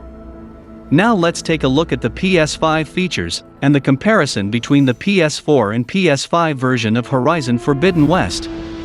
It makes sense that for a game with a heavy focus on the exploration of various biomes, Guerrilla Games wants them to be as immersive as possible. Studio director Angie Smets has suggested that haptic technology in PlayStation's DualSense controllers has allowed the developers to do that, allowing players to feel those long grass leaves when they dive into a patch of greenery to hide from foes. Haptic technology allows the PlayStation controller to alter the amount of tension in its triggers based on the action the player is performing. It is used to great effect in PlayStation 5 games like Demon's Souls Remake, for instance, giving players a sense of weight to weapons by having heavier swords and axes require a stronger press to swing, and bows having tension as the player draws back the string. While Smets only mentions grass in her brief comment on the matter, haptic technology could allow for much more immersive traversal across Horizon Forbidden West's varied environments. While haptic technology isn't a brand new invention by Sony, it is interesting to see how games are being developed around it. Horizon Forbidden West utilizing the technology for differentiation in terrain could allow for some interesting player experiences, such as the surface tension of water or different materials underfoot as the player runs or gallops on their robo-mount across the land. The fact that developers such as Guerrilla Games and Blizzard are using haptic technology is exciting news for gamers, as many are ready to see what the DualSense controller can do in the right hands. Game Informer has sat down with Forbidden West game director Matthews de Jonge and narrative director Benjamin McCaw to discuss the title at length. How Guerrilla Games plan to take advantage of the PS5's technology sat among the many questions that the two received, and de Jonge decided to answer it by spelling out the differences between the game's PS4 and PS5 versions, giving fans an idea of what to expect from each. De Jonge states that much of Horizon Forbidden West's development and playtesting took place on the PS4, so it's designed with that hardware in mind. By doing this, Guerrilla ensured that PS4 players would have a great experience with the title, even though they're not playing on the PS5. That said, while the game will play and look good on the PS4, Guerrilla can do a lot more with it on the PS5. Specifically, it can enhance its visuals with much more detail. For example, de Jonge says that the PS5 version has its own rendering technique for underwater scenes, one that adds extra detail to things like waves. Also, the lighting on Aloy has much more definition. Guerrilla uses a special, cinematic lighting rig in Forbidden West that follows Aloy around. The PS4 only has enough processing power to activate the rig during cutscenes, but the PS5 can do it throughout the entire game.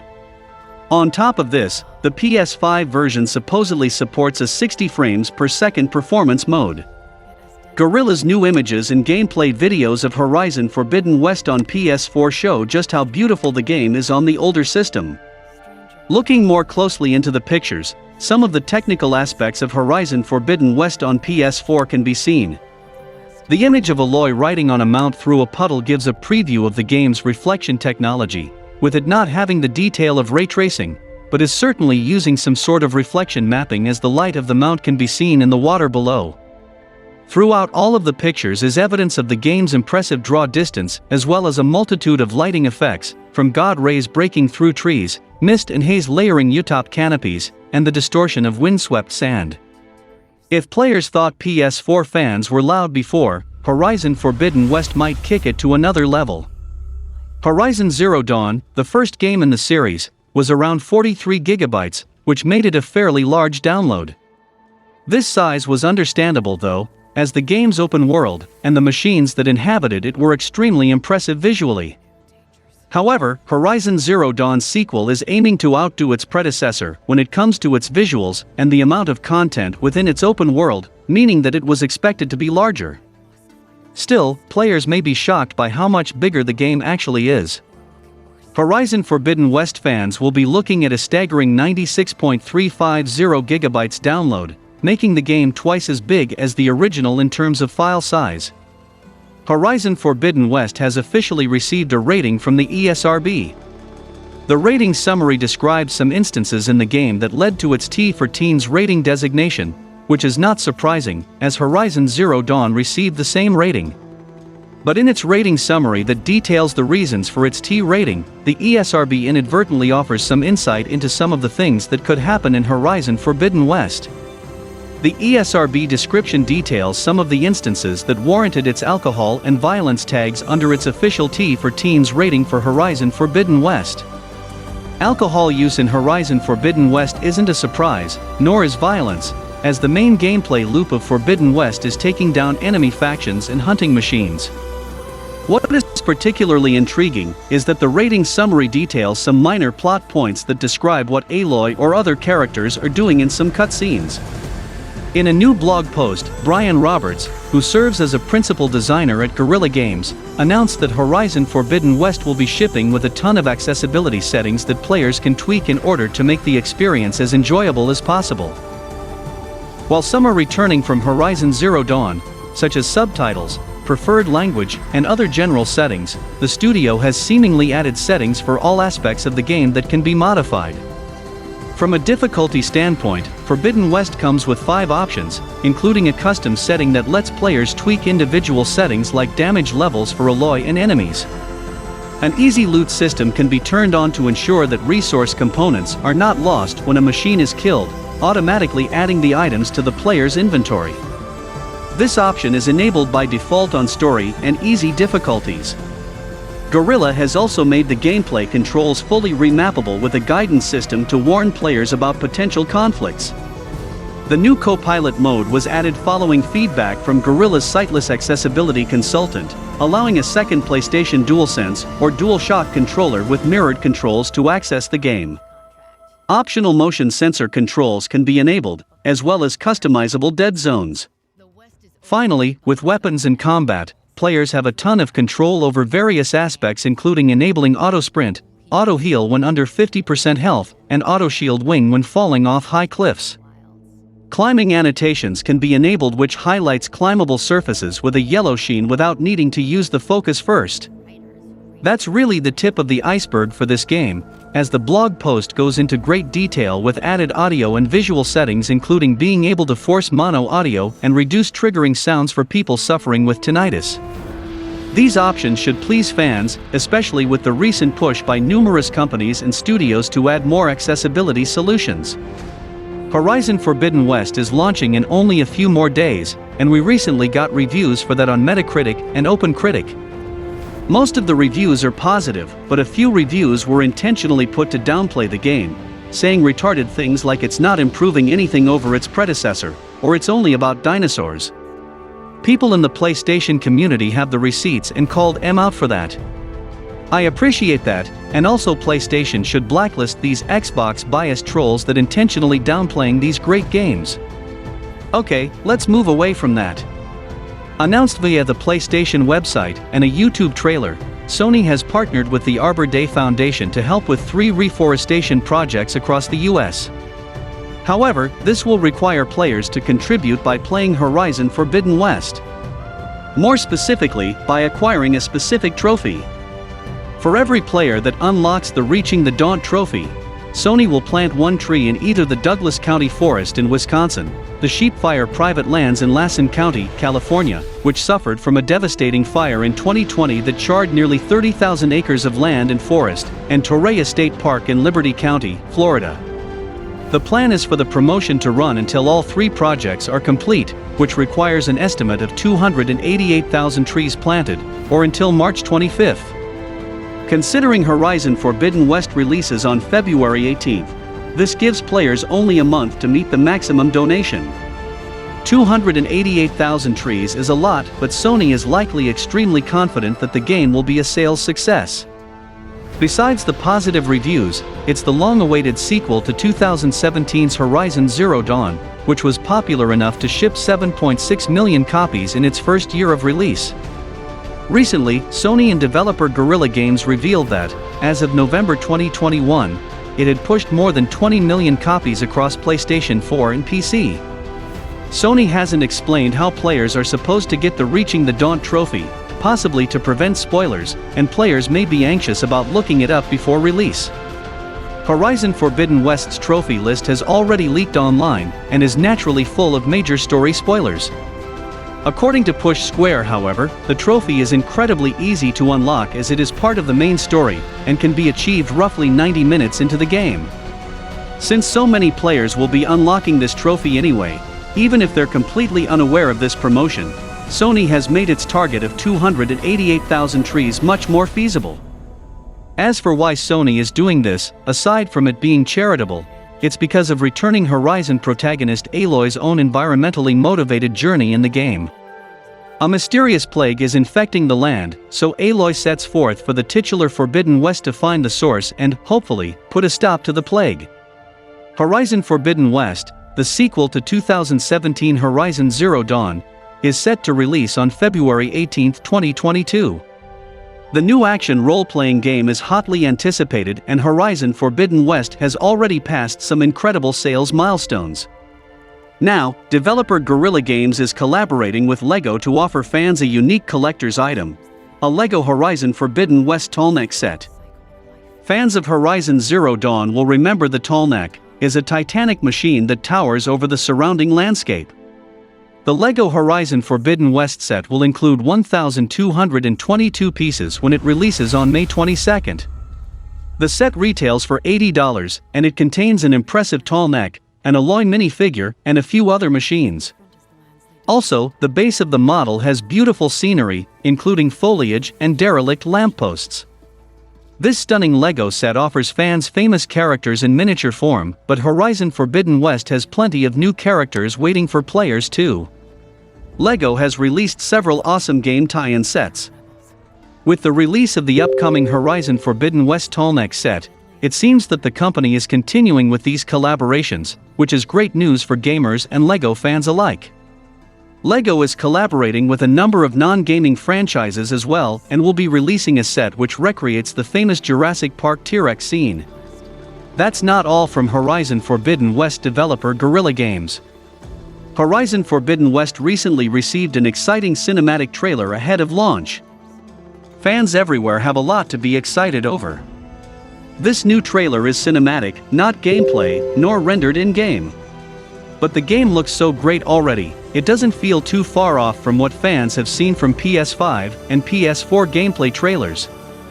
This trailer features a voiceover of Aloy remembering the teachings of her father, Rost, and how it will impact her decision to continue her mission to help others and the planet. The 1-minute trailer shows Aloy in a variety of settings that have been shown to exist in Horizon Forbidden West. Aloy is being a fearless warrior taking on the Clamberjaws, a hero as she saves an Utara tribesman from being crushed by a Tremortusk, and an investigator as she studies the red blight that is infecting the land. The voiceover is of what drives her as she takes on the new challenge of solving the mysteries of the Forbidden West. In the comments section of the cinematic trailer, fans are expressing their hype for the game that is now mere days away. There also is a theory being expressed that Horizon Forbidden West will have flying mounts. That is based on one of the final scenes in this trailer, where Aloy is gesturing kindly towards a sunwing that has landed behind her. She would only do this if it's a machine that she has overridden. The trailer ends with her launching towards the cliffside and into the scenery she was just overlooking. There have been no trailers or information released that suggested that flying mounts will be an option, but it's been already spoiled for me. The sunwing could be used as a more engaging form of fast travel.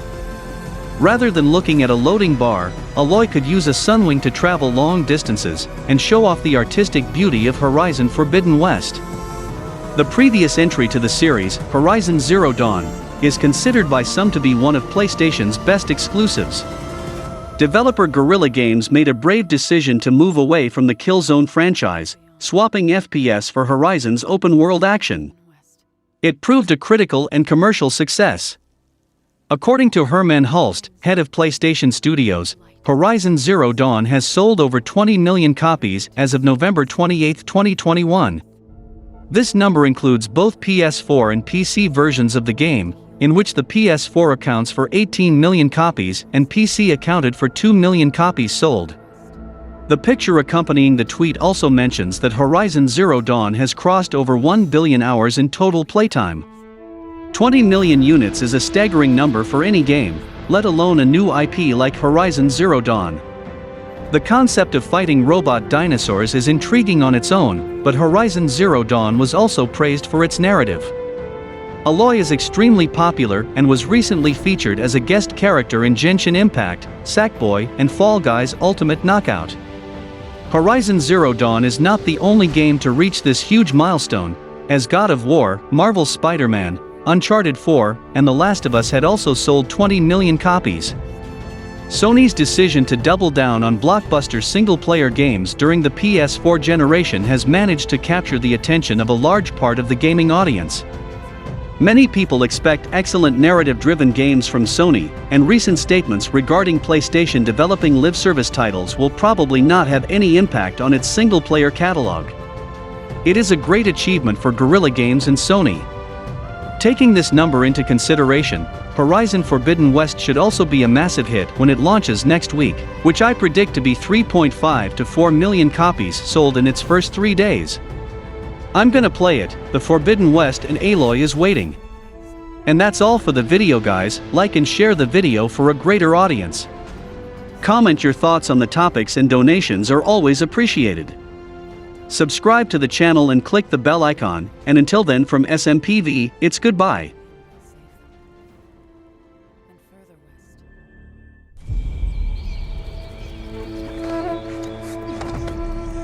Someone once told me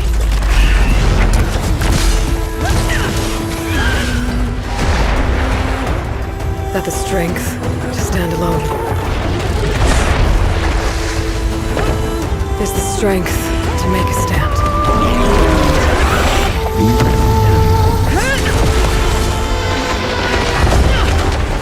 To serve a purpose greater than myself, and for the good of all. I carry those words with me on the hunt, no matter where it takes me. And now, I'll carry them with me